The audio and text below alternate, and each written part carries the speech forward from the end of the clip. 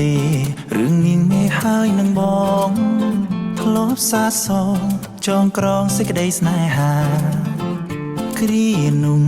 យើងបានធ្ពងដៃសន្យាផុតខែវស្សារៀបការនឹងគ្នាអីលើ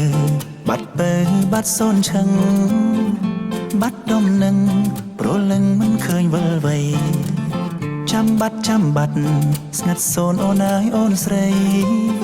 ឬមួយមានថ្មីចោលបងទៅហើយ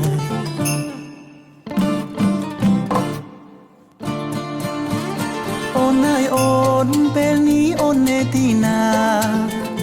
ដឹងទេថាអ្នកណាកំពុងរីងរៃគឺរូបបងដែលនៅរងចាំពីស័យចាំសំដីស្រីថាត្រឡប់មកវិញ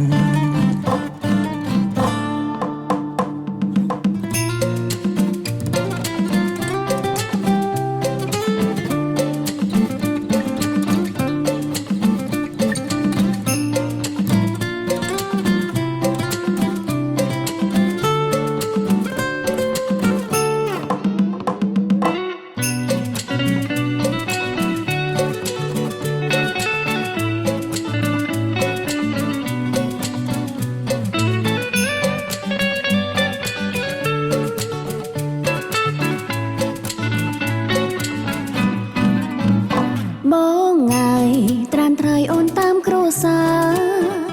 គាត់ប្រាប់ថាគេនោះអ្នកមានស្ដុកស្ដំគេទៅអាចមើលថែរក្សាមុំ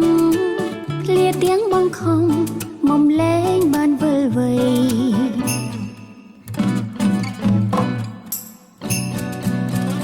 បងអើយបងថ្ងៃនេះអូនចូលរោងការបាយផ្កាស្លាប្រគុំបាយខនចងដៃសុំទោសផងសុំបងកុំចាំអូនអីជ្រើសអ្នកថ្មីចុះណាបង